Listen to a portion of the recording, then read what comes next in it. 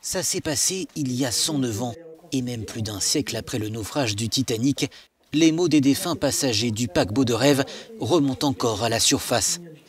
Jacques et Hélène Lefebvre ont eu la surprise de découvrir il y a quelques années une lettre jetée dans une bouteille à la mer par une arrière-cousine de Jacques qui se trouvait sur le Titanic, alors âgée de 13 ans.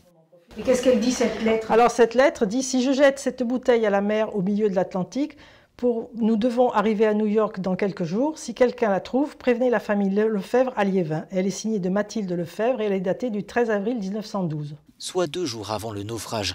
Mais ce n'est qu'en 2017, plus d'un siècle après avoir été lancée à la mer, que la bouteille a été retrouvée par des promeneurs au Canada.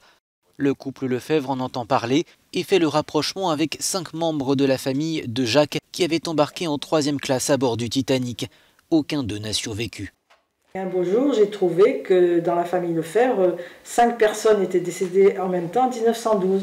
Donc j'ai appelé mon mari, j'ai dit il y a dû y avoir une catastrophe. Et lui, comme il avait connaissance du... Je savais qu'il y avait le naufrage du Titanic. À ce moment-là, j'ai tout de suite pensé au Titanic.